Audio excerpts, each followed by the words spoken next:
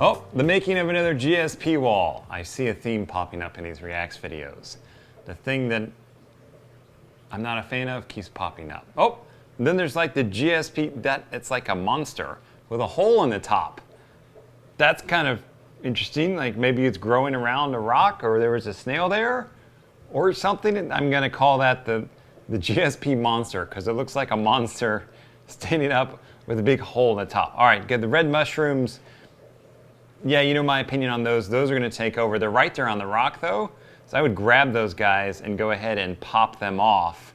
Just take that little bit of rock that looks like you can take that rock right out of there. You're never going to get rid of those mushrooms anyway. And from what I can see so far, you've got having some success with this thing. You're going to be wishing that you got rid of them before too long. So I'd go ahead and take those guys out.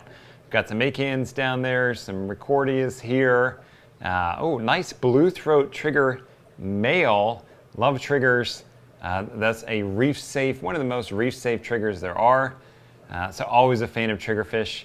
Little Lone Ranger clown, and then this wrasse that's hanging out. Loving the bubble tip in the front, a little different color there.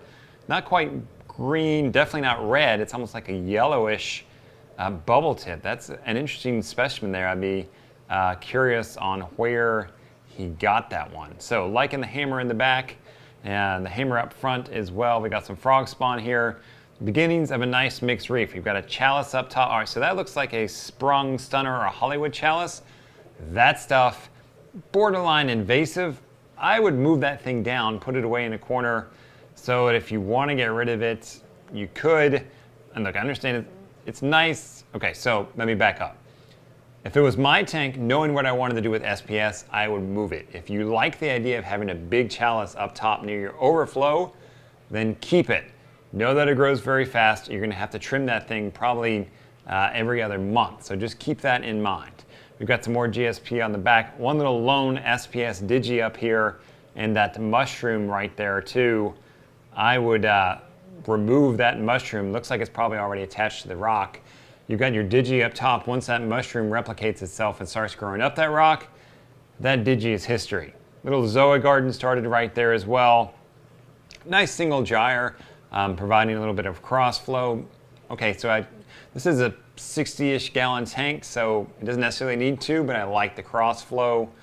One is going to get the job done. Not sure where that cord goes down into the rocks. Maybe he's got another power head underneath there. With a nori clip, waiting to see some tangs or something in here that would eat the nori. The moment I do not see any herbivores. There we go. There's a little tang who just took off running through the rock work.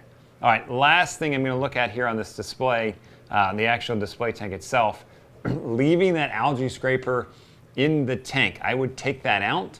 Calciferous creatures can get in there and grow, and then it can scratch your glass, especially if you have an acrylic tank, because those things scratch if you look at them wrong. I would pull that algae scraper out, only put it in when you use it, and then wash it after each use. Some radions here providing lighting. Looks like we get an XR15 and an XR30. Okay, so this is an interesting way to kind of mix up the lighting here. It's got the overflow there in the corner, so we don't necessarily need the whole width of an XR30 over that section because there's no need to light the overflow. So the 15 provides a little smaller footprint of lighting, still plenty of light, but then we're not, per se, wasting lighting by putting it down the overflow. So an interesting way to scale the light based on how much of a footprint you actually want to light in this tank. Look down the overflow. Okay, so we got 1-inch strains, typical on these marine land tanks. I like to see something bigger on my tanks, but this is out of the box tank. That's what you get. Nice little wrasse here. That may be a Labout's wrasse, potentially. Always love fairy wrasses. They make a nice addition to the tank. Very, very pleasing animal to watch. They're very active. They're very athletic. I like wrasses in tanks. Since you have a wrasse in this tank, I would put a lid on this thing. They are prone to jumping. There's your tang. There's your herbivore hanging out right out front as well. So nice little display tank with lots of potential here. We've got some room to grow. Plenty of aquascape to cover up with rocks if you choose. Just a couple tweaks here that I would do. Big thing that's jumping out though is get that algae scraper out when you're not using it. Let's go have a look at the sump. Looks like a trigger sump here, maybe 30-inch with the 3-inch, looks like 1-inch strain, 2 1-inch strains coming out of there, typical for these marine land corner overflow tanks. eShop skimmer, looks like it's getting the job done. Some decent skimmate coming out of that thing. Little refugium here in the section, center section of this trigger sump with looks like red LEDs and maybe a compact fluorescent, some kind of bulb, you know, dual modes here. Are the red's gonna grow it or the white light gonna grow it? Yeah, either one will work fine for your refugium. It's not like you're gonna see explosive growth if you're using one or the other. So use whatever works for you. You've got some zinnia down in there too. Some people like to put that in their refugiums because they feel like if the zinnia stops pulsing, then it's telling them something about the tank. My refugiums all grow so fast that they're going to overtake that zinnia. But hey, it's something nice to look at underneath your tank if you're into that. I love how the piece of flooring is holding up, or at least angling this light bulb. No, it's holding it up. So I would do something to secure that bulb. You knock that piece of wood out of the way, the flooring, that bulb with 110 volts is going to drop right into your sump and cause problems. Don't risk it on that one. Go ahead and get rid of that, or I should say secure it, keep it, but secure that thing.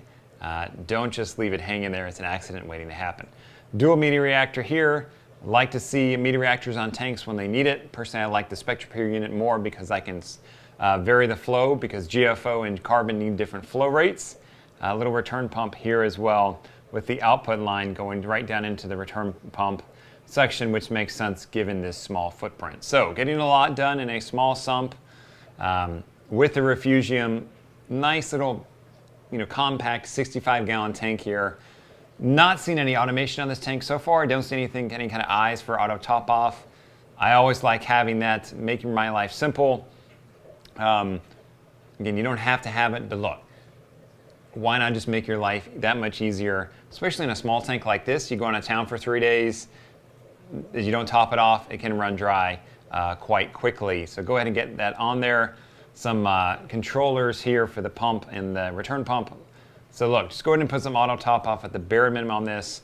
I don't see a heater. If it did have a heater, then I would be putting a controller on the heater as well, anywhere from the Neptune system, Apex, all the way up to the Inkbirds.